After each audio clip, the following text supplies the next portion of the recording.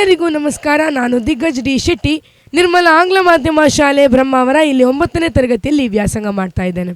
ನಾನಿಂದು ಭಾರತೀಯರಲ್ಲಿ ಕುಗ್ಗಿ ಹೋಗುತ್ತಿರುವ ನಾಗರಿಕ ಪ್ರಜ್ಞೆ ಈ ವಿಷಯದ ಬಗ್ಗೆ ಮಾತಾಡೋದಕ್ಕೆ ನಿಮ್ಮೆಲ್ಲರ ಮುಂದೆ ಬಂದು ನಿಂತಿದ್ದೇನೆ. ಮೊದಲಿಗೆ ನಾಗರಿಕ ಪ್ರಜ್ಞೆ ಅಂದ್ರೇನು? ನಾಗರಿಕ ಪ್ರಜ್ಞೆ ಅಂದರೆ ಒಬ್ಬ ಮನುಷ್ಯ ಇದು ನನ್ನ ದೇಶ, ನನ್ನ ಸಮಾಜ ಅನ್ನೋ ಭಾವನೆಯಿಂದ ಶಿಸ್ತು, ಮಾನವೀಯತೆಯ ಗುಣಗಳನ್ನು ತನ್ನ ದೈನಂದಿನ ಜೀವನದಲ್ಲಿ ಅನುಸರಿಸುವುದು ಎಂದರ್ಥ. ಆದರೆ ಭಾರತ ಎದುರಿಸುತ್ತಿರುವ ಸಮಸ್ಯೆಗಳ ಸಾಲಿನಲ್ಲಿ ನಾಗರಿಕ ಪ್ರಜ್ಞೆಯ ಕೊರತೆ ಬರುವುದಾದರೂ ಯಾಕೆ? ಕಾರಣ ಇದೆ. ಇಡೀ ವಿಶ್ವಕ್ಕೆ ವಿಶ್ವಗುರುವಾದಂಥ ಭಾರತದ ಜನರಿಗೆ ನಾಗರಿಕ ಪ್ರಜ್ಞೆ ಇಲ್ವಾ? ಕೇಳಲಿಕ್ಕೆ ದುಃಖ ಆಗ್ಬೋದು, ಆದರೆ ಇದು ವಾಸ್ತವ. ಯಾಕೆ ಈ ರೀತಿ ಹೇಳ್ತಾನೆ ಅಂತ ಹೇಳಿದರೆ, ಇತ್ತೀಚೆಗೆ ಅಮೆರಿಕದ ಖ್ಯಾತ ಪತ್ರಕರ್ತ ಹಾಗೆ ಸಿನಿಮಾ ನಿರ್ದೇಶಕರಾದ ಶ್ರೀ ಆ್ಯಡಮ್ ಎಲಿಕ್ ಅವರು ಭಾರತಕ್ಕೆ ವಿಮಾನದ ಮೂಲಕ ಸಂಚರಿಸ್ತಿರ್ತಾರೆ.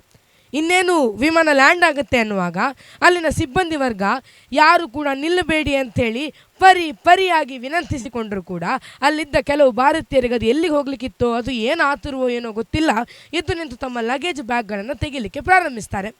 ಈ ದೃಶ್ಯವನ್ನು ಆ್ಯಡಮ್ ಎಲಿಕ್ ಅವರು ತಮ್ಮ ಇನ್ಸ್ಟಾಗ್ರಾಮ್ ಖಾತೆಯಲ್ಲಿ ಪ್ರಕಟಿಸ್ತಾರೆ. ಆ ಒಂದು ದೃಶ್ಯದಲ್ಲಿ ಆ್ಯಡಮ್ ಎಲಿಕ್ ಅವರು ನಮ್ಮನ್ನು ನಿಂದಿಸಲಿಕ್ಕೆ ಒಂದೇ ಒಂದು ಶಬ್ದವನ್ನು ಕೂಡ ಬಳಸೋದಿಲ್ಲ. ಆದರೆ ನಮ್ಮ ದೇಶದ ಮರ್ಯಾದೆಯನ್ನು, ನಮ್ಮ ದೇಶದ ಗಾಂಭೀರ್ಯವನ್ನು, ನಮ್ಮ ದೇಶದ ಘನತೆಯನ್ನು ಬೇರೆ ರಾಷ್ಟ್ರಗಳ ಮುಂದೆ ಕುಗ್ಗಿಸೋದಕ್ಕೆ ಇದೊಂದು ದೃಶ್ಯ ಸಾಕಾಗುತ್ತೆ. ಇದೊಂದೇ ಘಟನೆ ಅಲ್ಲ. ಇತ್ತೀಚೆಗೆ ನೈನಿತಾಲ್ನ ಬೆಟ್ಟ ಪ್ರದೇಶಕ್ಕೆ ಭಾರತದ ಒಂದು ಕುಟುಂಬ ಪ್ರವಾಸಿಗರಾಗಿ ಹೋಗ್ತಾರೆ. ಅಲ್ಲಿನ ಸುಂದರ ಪ್ರಕೃತಿಯನ್ನೆಲ್ಲ ನೋಡಿ ವಾಪಸ್ಸು ಬರುವಾಗ ತಾವು ಬಳಸಿದ ಎಲ್ಲ ಪ್ಲಾಸ್ಟಿಕ್ ತ್ಯಾಜ್ಯವನ್ನು ಆ ಸುಂದರ ಪರಿಸರದ ನಡುವಿನಲ್ಲಿ ಎಸೆದು ಬಿಡ್ತಾರೆ. ಅಲ್ಲಿನ ಸ್ಥಳೀಯರು ಇದನ್ನು ಕೇಳದೇ ಇರ್ತಾರೆ? ಖಂಡಿತವಾಗ್ಲೂ ಕೇಳ್ತಾರೆ. ಆಗ ತಾವು ಮಾಡಿದಂಥ ತಪ್ಪನ್ನು ಒಪ್ಕೊಳ್ಳುವ ಬದಲು ನಾವೇನಾದರೂ ಮಾಡ್ಕೋತೀವಿ, ನಿಮ್ಮ ಕೆಲಸ ನೀವು ನೋಡ್ಕೊಳ್ಳಿ ಅಂಥೇಳಿ ತಿರುಗುತ್ತರ ಕೊಡ್ತಾರೆ. ಇದೇನಾ ಭಾರತದ ಸಂಸ್ಕೃತಿ? ಈ ರೀತಿಯ ಬೇಜವಾಬ್ದಾರಿತನದ ಕೆಲಸಗಳು ನಮ್ಮ ದೇಶದಲ್ಲಿ ಸಾಮಾನ್ಯ ಆಗಿಬಿಟ್ಟಿದೆ. ಎಲ್ಲಿ ಕಸ ಹಾಕಬೇಡಿ ಅಂಥೇಳಿ ಫಲಕ ಇರುತ್ತೋ ನಮ್ಮ ಜನ ಹೋಗಿ ಕಸವನ್ನು ಅಲ್ಲೇ ಹಾಕ್ತಾರೆ. ಎಲ್ಲಿ ವಾಹನಗಳನ್ನು ನಿಲ್ಲಿಸಬೇಡಿ ಅಂಥೇಳಿ ಫಲಕ ಇರುತ್ತೋ ನಮ್ಮ ಜನ ಹೋಗಿ ವಾಹನವನ್ನು ಅಲ್ಲೇ ನಿಲ್ಲಿಸ್ತಾರೆ. ಹಾಗಾದರೆ ನಮ್ಮ ಜನಕ್ಕೇನು ಓದ್ಲಿಕ್ಕೆ ಬರೋದಿಲ್ವಾ, ಅಥವಾ ಯಾರೇನು ಮಾಡ್ತಾರೆ ನೋಡೋಣ ಅನ್ನೋ ಅಸಡ್ಡೆನಾ? ಗೊತ್ತಿಲ್ಲ. ಸ್ವಚ್ಛ ಭಾರತ ಅಭಿಯಾನ ವಿಫಲವಾಯಿತು ಅಂತ ಹೇಳ್ತಾರೆ. ಆದರೆ ವಿಫಲವಾಗಿದ್ದು ಅಭಿಯಾನ ಅಲ್ಲ, ಬದಲಿಗೆ ನಮ್ಮ ಜನರ ಮನಸ್ಥಿತಿ. ನಮ್ಮ ಜನರ ಮನಸ್ಸು ಗಟ್ಟಿಯಾಗದೆ ಅದು ಎಂಥದ್ದೇ ಯೋಜನೆ ಬರಲಿ, ಅದು ಯಾವುದು ಕೂಡ ಯಶಸ್ವಿ ಆಗೋದಕ್ಕೆ ಸಾಧ್ಯ ಇಲ್ಲ.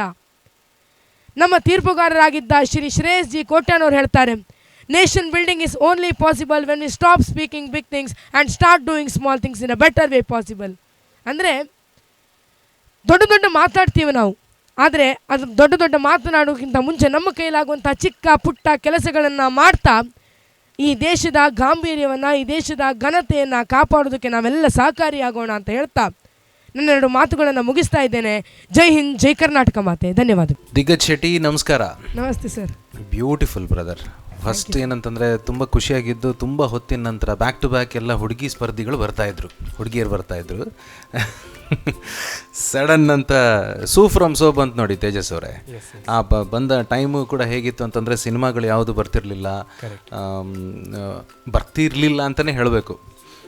ಹಾಂ ಹೌದು. ಆಗ ಇದೊಂದು ಬಂದು ಒಂದು ವ್ಯಾಕ್ಯೂಮ್ ಥರ ಕ್ರಿಯೇಟ್ ಮಾಡಿಬಿಡ್ತಲ್ಲ, ಆ ಥರ ದಿಗ್ಗಜ್ ಅವರ ಒಟ್ಟು ಪರ್ಫಾರ್ಮೆನ್ಸ್ ಬಗ್ಗೆ ನಾನು ಹೇಳೋಣ. ಬಟ್ ಸೂಪರ್, ಚೆನ್ನಾಗಿ ಮಾತಾಡಿದ್ರಿ. ಬಟ್ ಈ ಮಾತಿನ ಶೈಲಿ ಮತ್ತು ಮಾತಿನ ಕಲೆ ಬ್ರದರ್, ಇದು ಹೇಗೆ, ಯಾವಾಗಿಂದ? ಅದು ಮುಂಚೆಯಿಂದಲೂ ಇತ್ತು ಸರ್. ಮಾತಾಡೋದ್ರಲ್ಲಿ ತುಂಬ ಆಸಕ್ತಿ ಇತ್ತು. ಮುಂಚೆಯಿಂದ ಭಾಷಣ ಎಲ್ಲ ಮಾಡ್ತಾ ಇದ್ದೆ. ಎಷ್ಟನೇ ಕ್ಲಾಸ್ ಈಗ?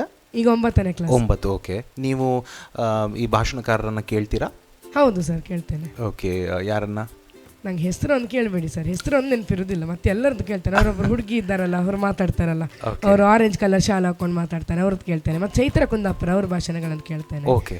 ಮತ್ತೆ ತುಂಬ ಜನದ್ದು ಕೇಳ್ತೇನೆ. ಹೆಸರು ಒಂದು ಕೇಳಬೇಡಿ, ಹೆಸರು ಒಂದು ನೆನಪಿರೋದಿಲ್ಲ. ಆಯಿತು. ಆದರೆ ನೀವು ಕೇಳಿ, ನಿಮ್ಮ ಇಷ್ಟದ ಭಾಷಣಕಾರರ ಮಾತುಗಳನ್ನು ಖಂಡಿತ ಕೇಳಿ. ಆದರೆ ನಿಮ್ಮತನವನ್ನು ಮಾತ್ರ ನೀವು ಅಲ್ಲಿ ಇಂಪ್ಲಿಮೆಂಟ್ ಮಾಡ್ಕೊಳ್ಳಿ. ಸೊ ಇಲ್ಲಿ ಯಾರ ಇನ್ಫ್ಲುಯೆನ್ಸ್ ಕೂಡ ಇರಲಿಲ್ಲ. ಆ್ಯಕ್ಚುಲಿ ನಿಮ್ಮ 3 ನಿಮಿಷದ ಮಾತಲ್ಲಿ ನಮ್ಗೆ ಯಾರ್ದು ಇನ್ಫ್ಲುಯೆನ್ಸ್ ಕಾಣಲಿಲ್ಲ. ಬಟ್ ನೀವು ಚೆನ್ನಾಗಿ ಮಾತಾಡಿದ್ದೀರಿ ಅಂತ ನಾನು ಹೇಳ್ಬೋದು. That's number 1. ಒಳ್ಳೆ ಸಬ್ಜೆಕ್ಟ್ ತೊಗೊಂಡಿದ್ದೀರ ನೀವು. ಭ್ರಷ್ಟಾಚಾರ, ಜನಸಂಖ್ಯೆ ಹೆಚ್ಚಳ ಇತ್ಯಾದಿಗಳನ್ನೆಲ್ಲ ಕೇಳಿದ್ದೇವೆ. ಆದರೆ ನಾಗರಿಕ ಪ್ರಜ್ಞೆ ಬಗ್ಗೆ ನೀವು ಎತ್ಕೊಂಡಿರುವಂಥ ವಿಚಾರ ಬಹಳ ಚೆನ್ನಾಗಿತ್ತು, ಮತ್ತು ನಿಮ್ಮ ಪಾಯಿಂಟ್ಸ್ ಕೂಡ ತುಂಬ ಚೆನ್ನಾಗಿತ್ತು. ಒಂದು ಭಾಷಣವನ್ನು ಕೇವಲ 3 ಎಕ್ಸಾಂಪಲನ್ನು ತೆಗೆದುಕೊಂಡು ಒಬ್ಬ ಅಮೇರಿಕದ ಪತ್ರಕರ್ತ ಕಮ್ ಆ್ಯಕ್ಟರ್, ಮತ್ತೊಂದು ಪಿಕ್ನಿಕ್ಗೆ ಹೋದಂಥ ಸ್ಪಾಟ್,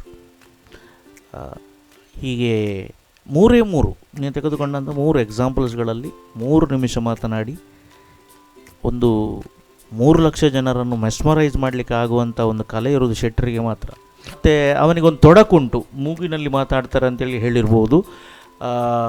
ಅದನ್ನು ಮೀರಿಸಿ ನೀನು ಜನರ ಹೃದಯವನ್ನು ಗೆಲ್ಲಬಲ್ಲೆ. ವಾಯ್ಸ್ ಹೇಗೂ ಬೇಕಾದರೂ ಇರಲಿ, ಈ can be ultimate singer. Kailash Kher is the best example. ಒಂದು ನಿಮಿಷ, ನಿಮ್ಮ ಮಾತಿಗೆ ಅಡ್ಡ ಬಂದೆ.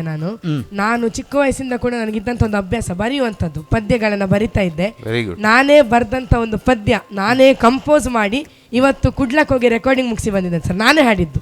Very good, very good. 4 ಸಾಲ ಹೇಳ್ಬೋದಾ? 2 ಲೈನ್ ಹೇಳು. ನ್ಯಾಯದ ಹಂಬಲವೇ ಬನ್ನಿ ನೀಲಾವರಕ್ಕೆ, ದೇವಿ ರೂಪದಿಂದ ಶಕ್ತಿಯ ತೋರಿಹ ಪೀಠಕ್ಕೆ, ಶಾಂತ ರೂಪದಿ ನಿಂತಳು ಭಕ್ತ ಜನರ ಕಾಯ್ದಳು ಅಮ್ಮ ಅಮ್ಮ ಅಮ್ಮ ಅಮ್ಮ, ಬ್ರಹ್ಮರಥವನೇರಿ ಕುಳಿತು ಧರ್ಮದಮೃತ ಸುರಿದಳು, ಸೀತ ನದಿಯ ತಟದಿ ಮೆರೆದು ನಿತ್ಯ ಪೂಜೆಯ ಪಡೆದಳು ದೇವಿ ದೇವಿ ದೇವಿ. ಆಹಾ, ಒಳ್ಳೆ ಗಾಯನ ಕೂಡ. ಮತ್ತೆ ಸರ್ ಇದು ಪ್ರಾಡಿಜಿ ಸರ್. ಇದು ನೀವು ಬೇರೆಲ್ಲ ಹಾಡು ಹಾಡ್ತೀಯಾ? ಹೌದು ಸರ್. ಅದರ ಲಿರಿಕ್ಸ್ ಎಲ್ಲಿರುತ್ತದೆ? ಲಿರಿಕ್ಸ್ ಒಮ್ಮೊಮ್ಮೆ ಗೂಗಲಲ್ಲಿ ಸಿಗ್ತದೆ, ಅಲ್ಲ ಎಲ್ಲಿ ಇಡ್ತೀಯ ಅದನ್ನು ಹಾಡುವಾಗ? ಹಾಡುವಾಗ ಮೈಂಡಲ್ಲಿ ಇರ್ತದೆ ಸರ್, ನಾನು ಬರೆಯೋದಿಲ್ಲ ಇವಾಗ ಸರ್. ಲಿರಿಕ್ಸ್ ನೋಡಿ ಹಾಡಬೇಡ. ಹಾಂ, ಈಗ ನೀನೇ ಬರೆದದ್ದು ನೀನೇ ಹಾಡಿದಿ. ಈಗ ಬೇರೆ ಮುಂಗಾರು ಮಳೆಯ ಹಾಡು ಹಾಡಬೇಕು, ಜಯಂತ್ ಕಾಯಿಂಕಿಣಿಯವರು ಬರೆದದ್ದು. ಅವ್ರ ಲಿರಿಕ್ಸನ್ನು ನೀವು ಮುಂದೆ ಇಡ್ತೀರಿ. ಈಗ ಮೊಬೈಲ್ನಲ್ಲಿ ಟ್ರೆಂಡ್ ಬಂದಿದೆ ಅದನ್ನು ಇಡುವಂಥದ್ದು. ಹಾಗೆ ಹಾಡಲೇಬಾರದು.